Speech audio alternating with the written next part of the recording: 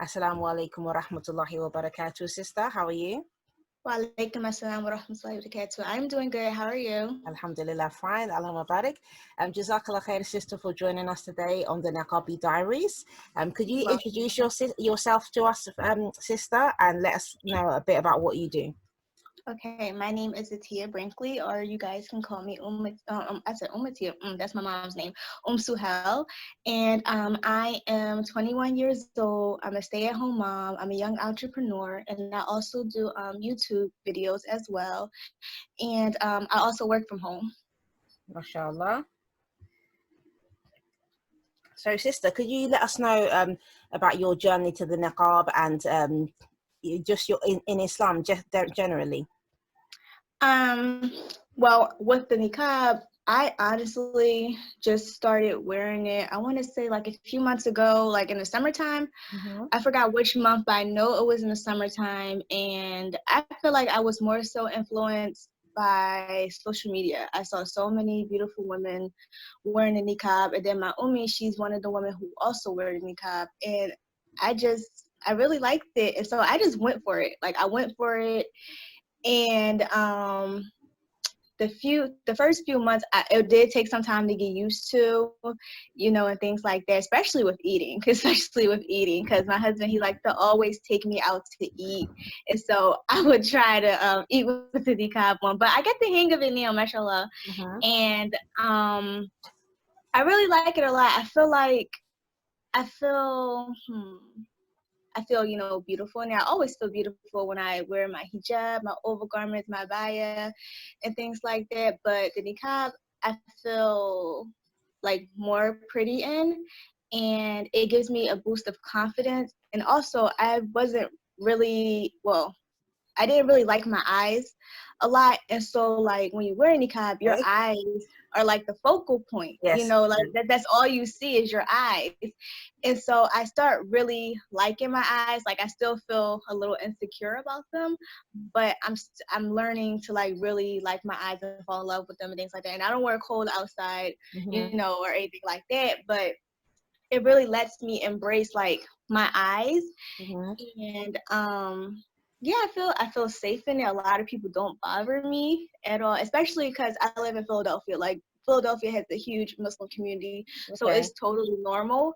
Now when I did go to PA, I was expecting people to like stare at me or something, but they didn't give me any issues. And this is like, I want to say like the Poconos, they didn't give me any issues at all whatsoever, mashallah. And I mean, some people stare and stuff, but people are going to stare at you regardless, because even if you're not wearing niqab, if you're wearing a hijab and overgarment, they're still going to stare at you. Like, I got used to this since I was younger.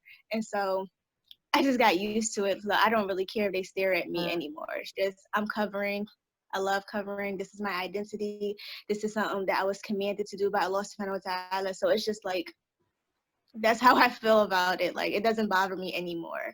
Mm. Now, I haven't traveled wearing a niqab yet, but when she wore a niqab when she was younger, I will always remember we were going to Colorado, Denver, and they took forever to let my mom go past, and I didn't want to leave my mom. Like, all my other siblings were up ahead, and they were my step siblings, and so I wanted to stay with my mom because they were making her go through all this security stuff because she wore a niqab. And I was just like, why did she have to go through, so much stuff because she's wearing a niqab? Like, it Mm. was crazy. And but we made it safely to Denver, Colorado, and everything like that. And then when we came back, she didn't have to go through all of that high security stuff. Only going to Colorado, I remember Okay. she had to go through that. So do you think that was down to just who she met at the airport at the time, the security check?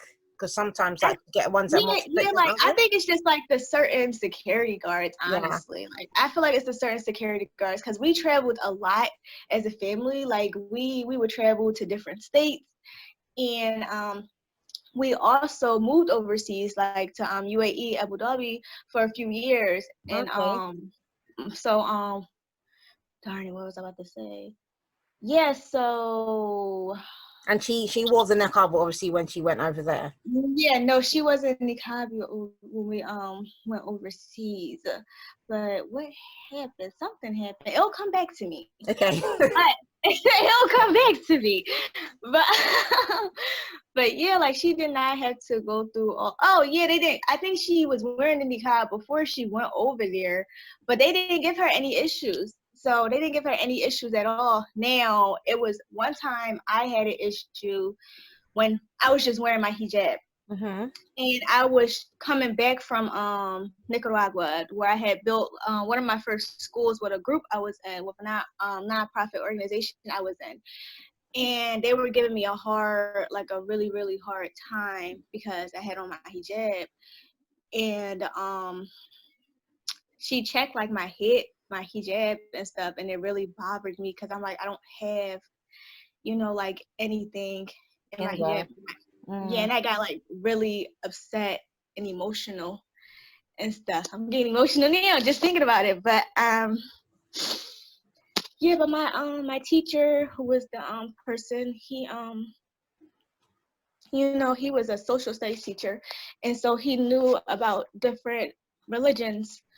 Okay. And he learned about Islam and stuff, and he learned about why we cover, and so he really helped. I'm sorry, he really helped when that happened. Yeah, he helped a lot when it happened, because I just feel like it's unfair that we have to get treated this way because we wear something on our head. It don't make any sense. But people nowadays, they don't wear clothes at all whatsoever, and they won't say anything to them. But since we want to cover our head, our bodies, our faces, it's an issue. It's an issue. And during this pandemic, everybody's covering their faces now because of the coronavirus. Like y'all just covering your faces now. Yeah. Like, and it's y'all choice that you're wearing the face mask.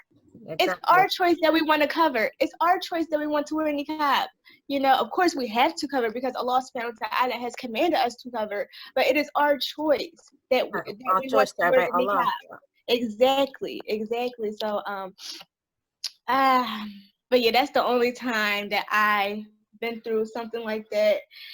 And then also when I was younger, just moving back from UAE, I was in 8th grade and I had got bullied. At the time, I didn't know it was bullying until I thought about it.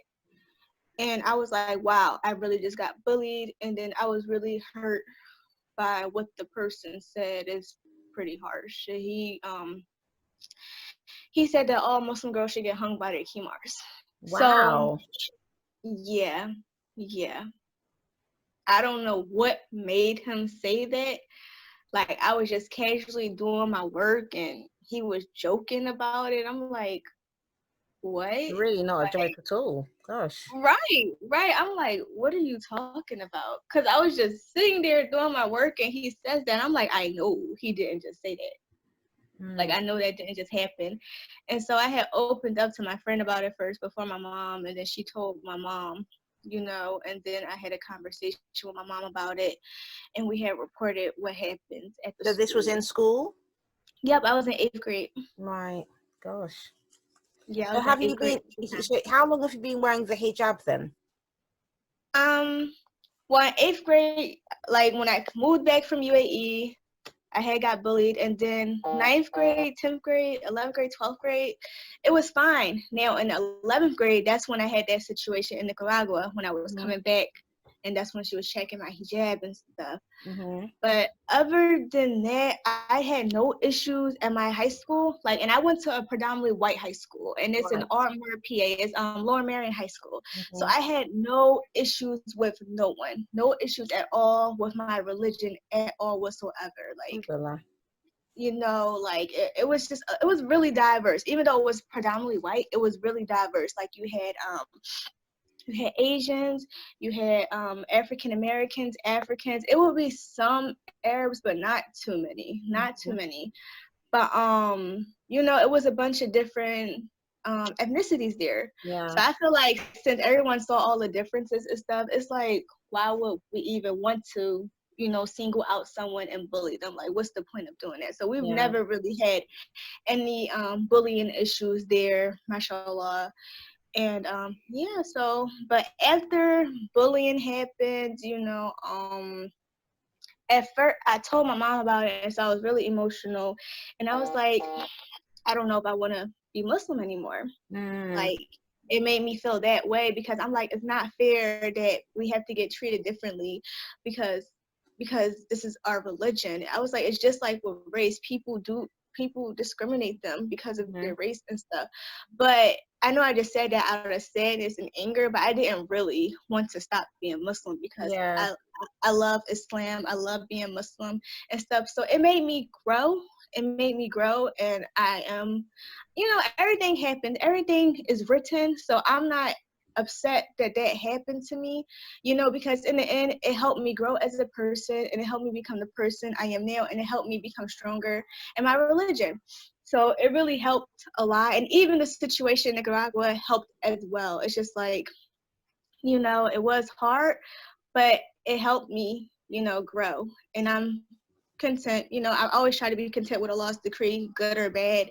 And so it really helped me grow as a person. And even in college, I only went to college for 1 year. I didn't have any issues in college. Alhamdulillah. Yeah, no issues in college. So it was cool. Niqab. Uh, I only can remember a lady staring at me in a restaurant, but that was it.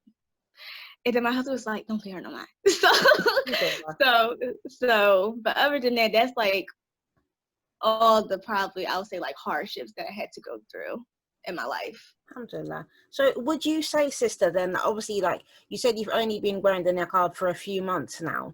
So Mm-hmm.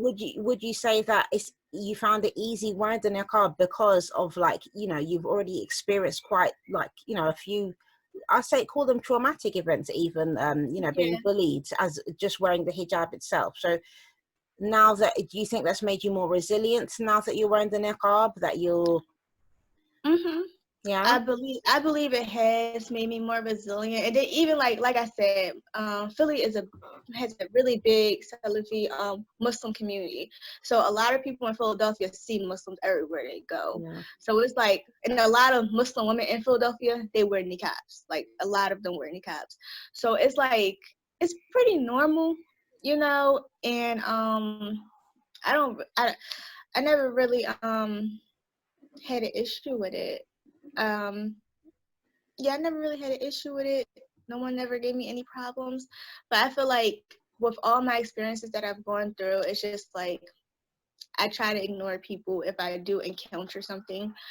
Like, I'm not argumentative at all. Like, I would ignore somebody, like, Yeah. really quick. Like, I would ignore somebody really quick and just turn around and stuff like that. And I'm really to myself when I go outside. Now I do have a bubbly personality and Mm. things like that, but sometimes I may not just want to talk to people, when I go out. I probably just want to go out for one thing and come back to my house. Like, that's it. Yeah. Because I'm a homebody. Like, I'm a homebody. So I'll go out for what I need, or I'll go out with my family to go out to eat, or to go to the park, because we do have a little one.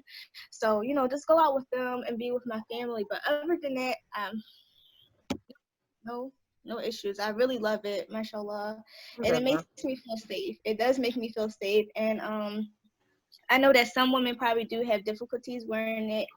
And I hope, Allah makes it easy. Just make constant, dua. Always make dua, and then understand why you're wearing the niqab, and understand the benefits of wearing the niqab, because I feel like it does has benefits. It does has benefits. And Alhamdulillah.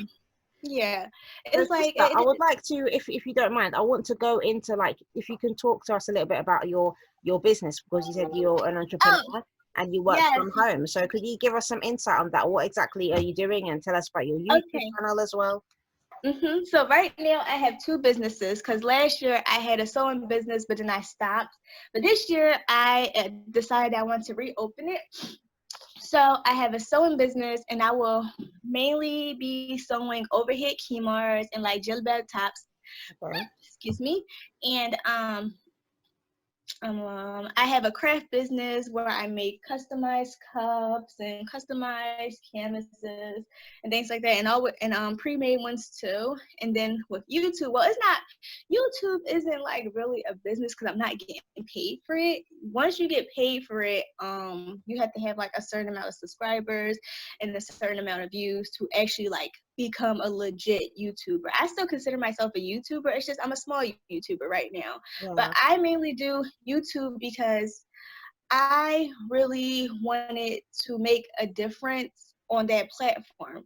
We have so many Muslim women on that platform that I feel like don't use it effectively. Now, there are some really good ones, but half of the times that really girls look at, like around my age and that are teenagers, they look at the ones who are makeup influencers, Yeah. beauty influencers. And it's like wearing makeup outside, we're not supposed to be doing that. You know, we can't be wearing our scarves and like turbans, Yeah. exposing our neck, and wearing, I feel like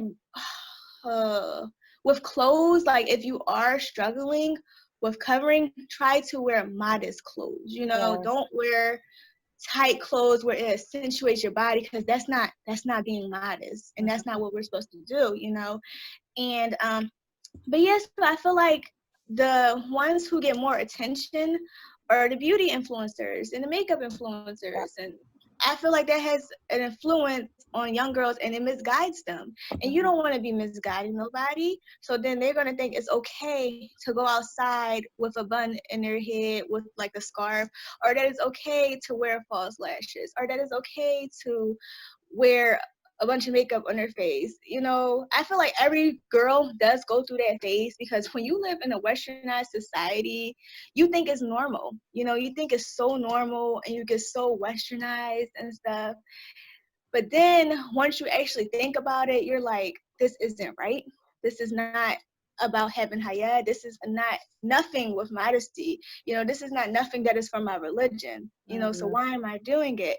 So you really question yourself, because I've been through this, you know, when I was younger, and especially in high school. Like I've been through this, and you know, I can only speak from experience. Like trust me, I've been there before, and it's, you know, it's not worth it. Like I feel 10 times more beautiful covering with no makeup on, you know. Wallah. I feel so much more beautiful there. I feel so much more beautiful with having haya, with being shy, coyness, you know. And I feel like they think being coy is a bad thing nowadays. It is Mhm. not. This is one of the this is something that is important to have as a Muslim woman and Muslim in general. Yes, You know, definitely. so but yeah, so I wanted to make a difference. I wanted to come on this platform, YouTube, and use it effectively and talk about the religion, you know, in a way that I can. You know, I'm not a student of knowledge or anything like that. But it's like some tips and stuff. My very first video that I did was getting married at 18, and you know, some tips, you know. So Yeah. I shared when I got married, why I got married. I even shared some books if people were interested in getting married, because I feel like when you want to get married, like if that is something you really want to do, you have to educate yourself. You have to Definitely. educate yourself. You know, even if you're not married, if you're a single Muslim woman, you have to educate yourself about this religion. You know, don't think just because you're not married, you don't have to educate yourself and stuff like that. No, you have to learn about your religion. There are some things that we have to know as Muslims, you know. So I feel like we definitely have to educate ourselves, you know, before we become wives. You know, we have Mhm. to educate ourselves, especially when we do become wives. We may become mothers, you know. Yes. And Yeah. so we have to cultivate our children with Islam, with the teachings, with the Prophet, Sunnah, peace be upon him. You Salam. know, it's like really a big, you know, thing, you know. And I feel like it is very important. Like it is very important. And some people think, oh, you're just in a relationship. No, it is not just a relationship. No, this is an act of worship. This is something that pleases Allah subhanahu wa ta'ala. You complete half of your deen, and then at Mhm. that, you're safeguarding yourself from sinning. You're Mhm. safeguarding yourself from fornicating, committing zina. You're safeguarding yourself from doing so many things. Like, even, let me see. Okay, say you get married to somebody and it doesn't work out. Okay, it didn't work out. Cut of Allah. But at least you wasn't out here sinning. At least you wasn't Exactly. out here committing zina. Like Yeah. at least you wasn't having your having all these bad deeds pile up. Like, even though you two didn't get along, hopefully nothing physical happened or nothing, but you two didn't vibe. You thought you would be married for a while, but you wasn't. And that's okay. And it's okay to start over. It's okay to start over. It's okay to learn about someone else. I know it'll probably be hard because you have to be vulnerable. When you want to get to know a person, you have to share certain things for them to get to know you. And that is scary. It is scary to be vulnerable, to be raw, to a person you may not even know. Yeah. But you have to take that risk to see what's going to happen. You have to take that risk. And you should take that risk in a halal way rather than a haram. Of course, yeah. Makes a You big know, difference. exactly. Like, you don't have all these sins, because we know what sins do to our heart. We know what sins do to us as people. It completely changes you. Your heart gets hard, it gets cold.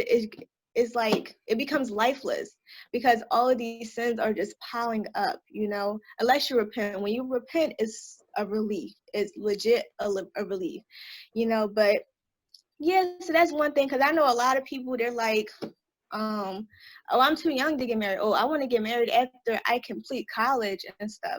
You can still go to school and get married. Exactly. Subhanallah, this is something that, to be honest, it's a gripe for me as well. Like here, what I find very irritating is for parents who don't want their young children to get married. Like, they're in their teens, like 17, 18, 19. But I mean, I live in the UK, and subhanallah, there's children who are like, what, 15, 14, 15, 16. They're having children. Wow. They're not married, they're having kids. So Because they're in relationships. And it's not uncommon to hear that a family or parents will allow their young teenage daughter or their young teenage son to have their girlfriend or boyfriend sleeping at their house, and you're the parents. And I mean, I don't want to, I could criticize those parents for what they're doing, but at the same time, maybe from their perspective, they're probably thinking that it's better that they know where their kids are. But at the same time, you're giving your permission and supporting your children to do something which is not that's right. The thing. That's the thing I want to talk about. Non-Muslims, then okay, fair enough. If you're non-Muslim, you're not following any religion, that's one thing. But then on the side of the Muslims now, the problem is the parents just tell their children, no, you're not going to get married, you're too young, you have to go and study, go to college, go to university, get your degree. When you finish, go and get a job, make some money. And by the time you finish doing that, how old are you? Yep, it just don't make no sense, because you're going to have urges. Of course. You're going to have urges. Like, it's going to happen. Once you hit puberty, and then once you are exposed to certain things, you're going to have urges. You're going to want to be physical. You're going to want to be touched. Like, it's just a natural human thing that happens. It's natural. Like, it's a natural thing. But the parents, yes, with the parents, like, that does happen here in America too. But they try to hide it up. They try to hide it. They try to conceal it and stuff. Well, but here, it's like, here it's not even hidden. The parents just openly say that. I've heard the sister say, well, actually, I've paid for my daughter to go to university, and if she gets married now, how am I going to get that money back? Because she's going to be busy with her husband. I want her to work and earn her money, and she stay living with me, and then afterwards, after she's basically paid me back or been working and helping me with the house and this and that, then she can get married. And I thought, but this is also a thing. A degree is not going to matter in the hereafter. Of course. It's not going to matter. It's not going to matter at all. But how many go to university and never even manage to complete because death meets them first? Do you know what I mean? Right. There's no guarantees. There's no guarantees. And for me, like, especially university itself is just an area where people go there. You're not married, and it's a big ground of fitna. It's a fitna playground. Yes, college is not for Muslims. Like, on campus, college is not for Muslims. Okay, not at all. Especially when you go there by yourself, so you're not around your parents. You're not around no one, so you have all this freedom to do whatever you want to do, because you think, oh, nobody's out here, nobody's looking, but Allah is. Of Allah is, course. he sees everything, he sees everything. He knows what you're going to do. He knows what you're about to do. He knows your thoughts. He knows everything. So it's like, but it's like in the reality when you don't have no one surrounding you and stuff, you do whatever you want to do. You, especially when you go to college, you think you grown, so Yeah. you're gonna do whatever you want to do. And but yeah, that's what happens when people go to college. Like one thing I can mention is, so once we get westernized and stuff, I want to say what happened. Oh, yeah. So once I feel like we get so westernized and then we just try to focus on getting a degree and stuff rather than our religion. So I saw something happen. A sister, she was very excited that she had got married. And I guess she will always post like, stuff with her marriage and stuff on the internet. Mm-hmm. And a girl, a sister, because this is a screenshot that I saw and stuff, and it just broke my heart to what like the sister said. But she was like, without that man, you wouldn't have a good credit score, you wouldn't have a house, you wouldn't have this, you wouldn't have that. Like she was just degrading her, breaking her down, and I'm just like, What, she's because she didn't genuine. go to uni? Exactly. And I said, you guys get so westernized that you think that this is the only thing that's important. That's not important. I was like, she completed half her deen. She is married. She is Mm. happy that she is married. She is somebody's wife. Because I guess being somebody's wife isn't big nowadays in our Muslim community. And No, I it's don't know not, is it? why. It's really And I not. don't know why. Like when you become someone's wife, such it's so good. It has so many benefits in our religion, mashallah. But I feel like people kicked it off the pedestal, especially in this society, and it's so sad. But she literally broke her down and degraded her and backbited her and slandered her and just talked so much about her. And I was just like, wow, it be the Muslims. It's Mm. the Muslims. And that's why we cannot post certain things on social media. Like with social media, you really cannot post your whole life on there. Yeah, Like you just definitely. can't do it It's because dangerous. it'll be the Muslims who are haters, and that's so sad to say, but it's like you're supposed to be her sister in Islam and you're degrading her and you sound a little jealous too because you probably not married, Mm. and that's not okay. That's not okay. And I say, and this is why I don't have a lot of friends, because it's scary. Like what if I have someone and they don't want good for me? I can't, I that's not going to sit well with me at all. And it's not really a lot of sisterhood, and that is so sad. Like the sisterhood is not how it was when my mom first converted. She says Mm. that too. It's not how it was, because when you try to help someone, they want to fight you. And it's like, how do you want to fight me? And I'm trying to advise you. I'm Yeah, trying to advise you. I'm trying to tell you to take your sins off the internet. I'm trying to mm, help you. I'm trying to give you some overgarments or some kimars to give you for sadaqah so you can start covering properly. Like I'm trying to help you as a Muslim sister because I care about you. I feel like when people advise, it's showing you that they care about you. exactly. And you know what? This is what's been lost from the community completely. And Yes. subhanAllah, this I've said this to people before. Like me personally, I'm not trying to get Hmm. into nobody's business, okay? Yeah.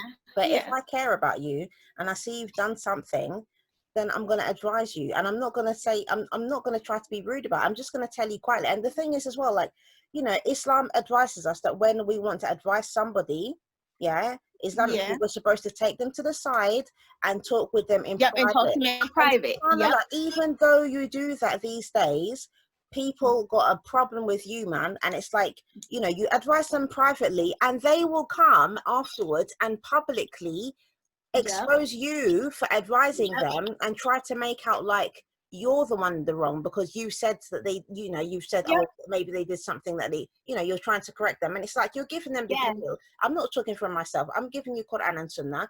If you want to take it, Exactly. take it. If you don't want to take it, that's your business. No, Exactly. That's between you and because Allah at the end subhanahu of the wa ta'ala. day, you're not arguing with me. You're arguing with Allah and His Messenger, and on the Day of Mm-hmm. Judgment, I will be free from being the one who saw that you was doing something and giving you and not giving you the advice. And Yes, alhamdulillah, as long as I give you the nasiha, it's your business what you want to do afterwards. But exactly. And subhanallah, that's why I I be don't know, telling so people, many they've just been girls raised differently now. with tabarruj. I be telling that to so many girls that do tabarruj. I'm like, you cannot just be having makeup on going outside. You cannot just be having makeup on social media. I was like, this is a form of tabarruj, and you gotta really educate yourself and take this seriously. And I forgot the hadith that talked about it. I don't know about her, but it was a hadith that did talk about tabarruj, you know, and um I just feel like it's not taken seriously because it is so normalized. Just like with listening to music, just like with having men follow you on social media and stuff. Like this stuff is just so normalized that when you try to advise someone, they get upset, they get mad and stuff. And it's just like, I want to help you, but you don't want to help yourself. And we all know that only they can change yourself. So that's why I continue to just make a dua for the ummah and dua for whoever in general, because it's like, I want to help you. I want to keep trying and stuff. And I feel like from all the prophet stories, all they wanted to do was to share Allah's message, to share their religion. And they had so many difficulties with their people because they were ignorant and stuff, but they kept trying. And I feel like that is something that continues to motivate me to want to help people, you know, because they kept trying. They kept trying and they kept trying. They kept trying. Like they constantly kept trying. With every hardship they had, they still kept trying to spread Islam. And I feel like that is something that we should keep trying to do, even if it gets hard and stuff. So it's like, I don't know when I stopped trying, because I always try. Like I always try, even if I share something just on my story and someone DMs me and then we have a conversation about it and they'll be like, thank you, you know. And then and if I always had like any question or anything, I go to my husband or I go to my mom or I go to my uncle who's my wakil, you know, especially because there's like with my generation, they're like into like, I don't know if you heard about this, but like, you know, like the energy stuff and the vibrations and What is the that? Oh, the wood, healing. right? Like the whole, oh yeah, whatever the universe has Yeah, got for me kind of talk. yeah. I'm Yeah. just like, what is that? I'm like, what is going on? Like, I'm like, so I'm like, what is that? So me and my uncle, we had a conversation right there, and he said that mainly comes from like magic and stuff, and like, you know, like that chakra stuff. That's from a whole different, you know, religion and stuff. And I always tell people to like be careful Yeah. with things like that. You know, so I always try to tell them to be careful with that stuff. Yeah, subhanallah. Like, mashallah, you've talked about so many things in just like quite a short space of time, actually. But alhamdulillah, mashallah, mashallah, sister, Allah Mubarak. Okay, so I'll ask you, do you feel that the niqab is a barrier? And if so, why and why not? And which sense as well, would you say? Do you mean barrier as like protection?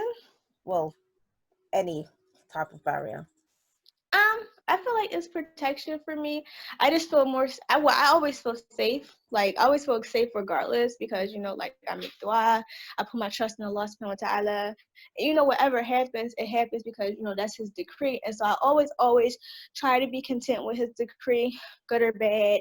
You know, and I feel like that's something that we all probably need to work on and stuff, because you know it is hard to accept some things, but we have to understand Allah knows more than us and Allah knows everything, and He's the best of all planners, you know. So I just, you know, make dua for protection, you know, have taqwa, you know, and I just leave it all to Him. Whatever happens, happens. I leave it all to Him. There's no, we can't control nothing. Okay, we can't control anything. Even if we try to control something, we can't control it. We can't control it. You know, he controls everything. You know, so, and I feel like that's something we have to be very mindful of. Alhamdulillah. So, sister, you mentioned that you live in Philadelphia and there's many Muslims and there's a lot of sisters who wear the niqab. Have you met Mm-hmm. anybody who does want to wear the niqab but they've been prevented from doing so? Or have you met any sisters who, for example, have been forced into wearing it? Honestly, I don't think I have met anyone in those categories. When I hear that people are forced to like wear niqab, I sometimes hear it's like out like not in America, like not, maybe like overseas, Mm. or if they're scared to wear it, that's like maybe overseas, or like states that's probably like down south and stuff. They kind of are scared to wear it and stuff because it is like majority Caucasian people Okay. and stuff, and they are a bit prejudiced against Muslims and stuff, especially like down south, like Mm. especially down south. So they do say, but even that's like even sometimes with covering and just wearing a niqab in general and stuff. And I did share in my niqab story on my YouTube channel is that uh, I just told people, like what I told you, how I put my trust in law and things like that. I just told them to not be scared of these people. Whatever happens, it's going to happen regardless. Even if you didn't want to cover up, whatever happens, it happens because it's already written. So, because I feel like people will probably think like, oh, if I didn't wear this wouldn't have happened. No, it was going to happen regardless. Everything is written. I know sometimes we wish that we can change stuff, but we can't. We can't change stuff. And I just learned to not be scared of Mhm. people because I'm like, this is Allah's creation. Exactly. Allah has more power than them. And so it's like, don't fear them, fear Allah subhanahu wa ta'ala. So that's how I just looked at that. And that's how I try to advise people when it comes to that. Because if you want to wear your niqab, wear your niqab. If you want to wear hijab, because that, like we stated in the beginning, this is something that was commanded upon us. And yeah, like I just try to tell them, don't be scared of these people, because I know I'm not scared of them. you know, I'm not scared of them at all. So don't be scared of them. But it does take time. It does take time. It does take getting used to and stuff. And I feel like, if you do want to start covering, just look for stuff that's like your style, or some colors, stuff like that. I love wearing black. Black is my favorite color. I feel like everyone looks great in black. Yeah. Like that's my all-time favorite color and stuff. Now when I was a little younger, I did wear like, more colors and stuff like that. But it's like now I'm just like, I like black. I just like black, or I like earth tones. Like I like darker colors. I like colors that don't bring attention to me. Yeah. I really don't want I don't want attention. Okay. I don't want no attention. I'm okay. I'm fine. Okay. So, but yeah, that's just me. But I feel like with younger girls, like maybe like in their preteens, just starting to wear the hijab and stuff like that. I mean hijab, um, they can wear colors and stuff. My little sister, she still wears colors, and my other sisters too. Like I sew for them, so yeah, I'm her seamstress. So Like, I sew for her, and whatever she wants, whatever color she wants, she's like, I want this out of this, and stuff like that. And she's so fortunate to have a sister that can sew her up, whatever. Like she's so lucky. Like she's mashallah. so fortunate. Mashallah. Yes. Whenever my sister needs something, my mom's like, Ahla needs this. She needs that. Can you do that? I was like, okay. So yeah, I feel like that's why she also loves to cover, because she sees me cover. She sees me cover. And now her other sisters, inshallah, they get brought back to Islam, but they don't cover. So she actually becomes confused because she's like, you cover, but they don't cover. Mm. Why don't they cover? And this is another issue for like families, for families, because the child would get confused Mm. to like what's going on and stuff. And so I just tell her, I'm like, listen, we're supposed to cover as Muslims. They're doing whatever they want to do. They're not supposed to be doing that, but you are supposed to cover, especially once you hit puberty. You have to cover. A lot of things are held accountable for you because you have reached puberty. You're considered a woman now. So so yeah, I just try to be the best example I can be for my younger siblings and stuff. And I just also let her enjoy covering and stuff. Like it's not something forced on her because she likes doing it.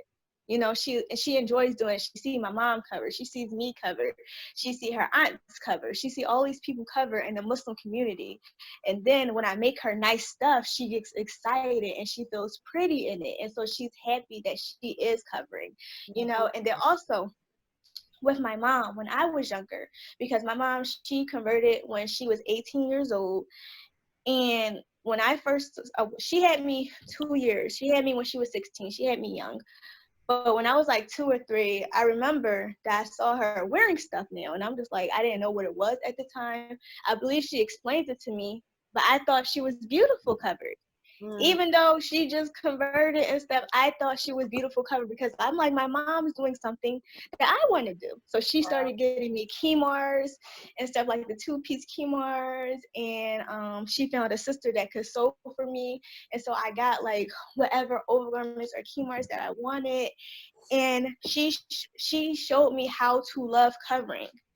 She showed me how to love covering, and she showed me that covering can be fun. And this is something that is a part of our religion. This is something we have to do, you know? And she was like, I always want you to enjoy covering. You can do whatever you want to do covered. You can do whatever you want to do covered. And I still believe that we can do whatever we want to do covered. I went skiing covered. With a niqab on.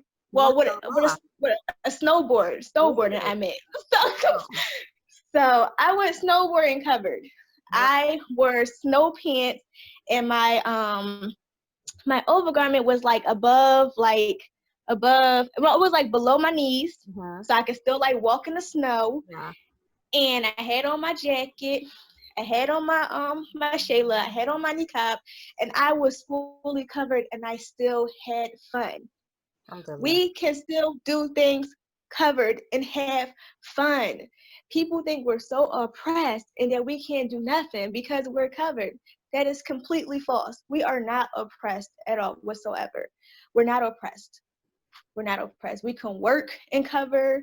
Like, you can do so many things covered. You know, you just got to do them. It's down to the state of mind, isn't it? It's down to the state of mind. I mean, oppression is really a state of mind. Yes. If you're allowed to feel like, oh yeah, you can't do something because of clothes or whatever other issues. Yeah. Exactly. Like, you can do whatever you want to do covered. If I can go snowboarding covered, you can do something covered. Trust me, you can. You can. And then that's another issue, covering. A lot of sisters, they do have difficulties with covering, and I feel like it's rising a little bit, especially in America. And it's like normalized, like nobody will say anything to them, or they miseducate people who aren't Muslim. So when I say miseducate people who aren't Muslim, when I was in high school and my stepsisters, they stopped covering, a lot of people would come to me because I was still covering, and they'll be like, Atiyah, are they still Muslim? Like, what's going on? You know, because they were concerned. You know, they were concerned, and they knew that's something they wasn't supposed to be doing. Mind you, these are not Muslims, and they're like, well, are they Muslim? I'm like, yeah, they're still Muslim. I'm just like, they're not covering, you know? And I was just like, you have to talk to them, ask them why they're not covering and stuff like that. And then even when I say misguide, some people will tell non-Muslims that, oh, I don't have to cover. That's no. That's a lie. You can't be telling people that. That's going against what Allah subhanahu wa ta'ala said. That's going against what the Prophet, peace be upon him, talked about involving women. I was like, you cannot do that. Like, just say that you're not covering right now, but don't say, oh, we don't have to cover. Because if someone came up to me being fully covered, and say, oh, you don't have to wear that, I'm going to look at them like they're crazy. And I'm like, well, who told you that? Who told you that? Like, who told you that? Like, so that is miseducating people. And this is something that I experienced in my life. So I'm just like, you can't be doing it. Like, you cannot be doing it. If you're not covering right now, okay, you're not covering right now. But don't, because I feel like in a way we do represent the Muslims in a way. Yes, like in some way we do. Like in some way we do. We shouldn't represent the whole ummah, but in some way we still represent Muslims because we are Muslim. You know, and that's another thing to consider. I know that's like probably like pressure a little bit on us, but when people go outside and see you, you are kind of representing your faith. You're representing Islam in a way, you know? And so I always try to represent my religion good, you know, because it's a beautiful religion. I love my religion, mashallah. And I feel like that's a good thing to do, but the people who are not covering, you cannot be miseducating people. That's something, I feel like that's very dangerous to do, honestly, because you fill up these people's minds and then they think of it in a different way. So it's like, that's not good to do at all. But And that's what makes it difficult for Muslims who do want to practice, because then we get made to look the ones that as being extreme and things like that. When oh my goodness, that's it. Extreme, that you're too religious. Yeah. You're being so religious. What do you Really mean I'm being dark, so you know? religious? Wearing your hijab, Right, and praying 5 times a day does not even make you, like, Islamically, that does not make you religious. You're just a Muslim. That's it. You're a basic. Exactly. And I'm just like, that's not being too religious. We have to pray 5 times a day. We have to cover it. This is something that we have to do as Muslims. How is it being too religious and things like that? And then there's the harami police and stuff like that. And I was just thinking of that term. I'm like, so the harami police, you call these people the harami police because they're telling you that this is not what we're supposed to be doing. Mm-hmm. So you call them the harami police? Because it's like, really, when you break it down, they're just telling you what you're not supposed to be doing. Right. That's it. But this whole harami police or haram police is so used and stuff because so many people are doing things they're not supposed to be doing. Especially because we can see all of it on social media. We can see it on TikTok. We see it on Instagram, Facebook, Twitter, you name it. Like, it's just so many ways that we see it that it's exposed. And that's why we really have to be mindful of how we use social media. Yeah, subhanAllah. Like, yes, we have to be mindful. Like things get put up, and somebody can have so many posts, you'll forget even like what you've posted. Do you know what I mean? Yes. When you think about social media and the day of judgment, subhanAllah, the way the day of judgment is going to be so long. Things you've put up, comments that you've made, things that you've said to people, there's so many things. Like, Allah's going to question us about all of those things. Exactly. And these things, like most of these things, because you just put things up without even thinking, subhanAllah, like, are you even going to remember? Like, do you know what I mean? But you don't remember, you forget that you've done something, but it's there in the book of deeds. And you're going to have to answer Allah, like, why did you do that? Yes, that's why I feel like when you repent, you should just like say, can you like please forgive me for whatever bad I did? Because it's like it's like we remember some stuff, but we don't remember other stuff. That's just like, say if you slander somebody, but you didn't know you were slandering somebody. You didn't know you were backbiting about somebody. That's why I always just make dua, like, please let that person I talked about forgive me, or something like that. Because it's just like, you can really fall very, very easily into backbiting. Like, it's so easy to fall into backbiting because even though you're talking about a person, this can be a lie about them. This can even be the truth about them, but it's still considered backbiting. That's why it's just like with gossiping and stuff, I stay away from. I don't have time for that. I need all my good deeds. I don't want to be having that punishment of me like eating the flesh of my Muslim sister or my Muslim brother. Like, I don't have time for that. I don't have time for it. It's like we've done so much probably in our life that we don't remember. It's just like at this point, I don't want to talk about nobody. I don't want to do this. I just want to get good deeds. I just want to be the best Muslim I can be because my goal is Jannah. And when they be talking about, oh, you're so religious, I'm trying to get the Jannah. Exactly. That's the goal. That's the goal. I'm not here to please Allah's creation. I'm here to please Allah subhanahu wa ta'ala, and that's it. Yeah, I want to go to Jannah. Nothing. Just trying to. Exactly.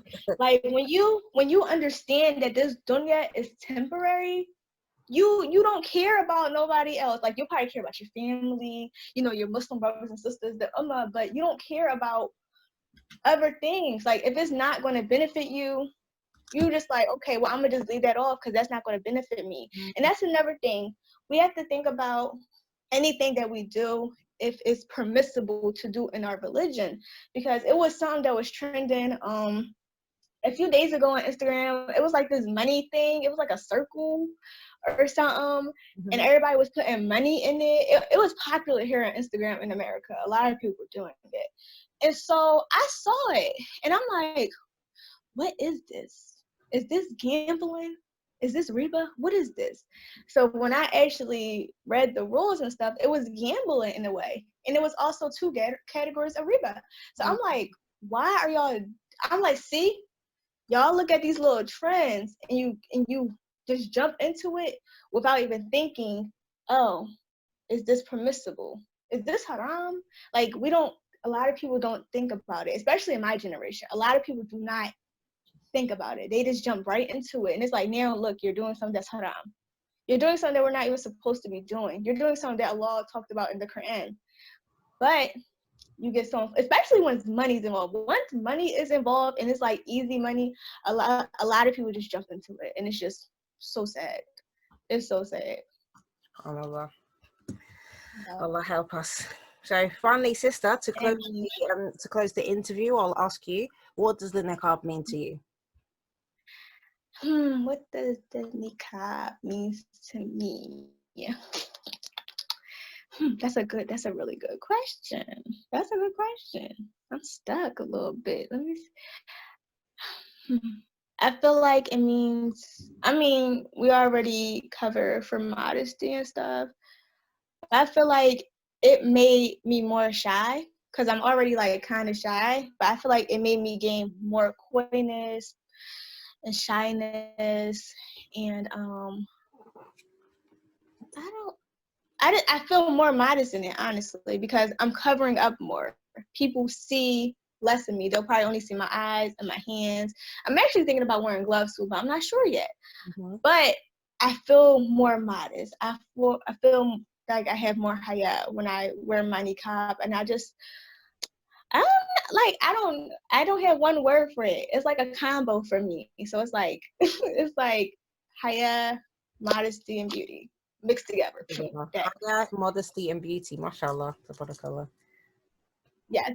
Jazakallah khair, sister. Thank you for joining us today. MashaAllah, it's been a very, very eventful and MashaAllah, very interesting talks about. I think we've touched upon a lot of different topics, and I could have and kept talking to you about more things, but I think you've got other things to be doing, inshallah. So I'll let you go. Yes. But really, I thank you so much for your time. So assalamu alaikum. You're welcome. Wa rahmatullahi wa barakatuh. Wa alaikum assalam wa rahmatullahi wa barakatuh.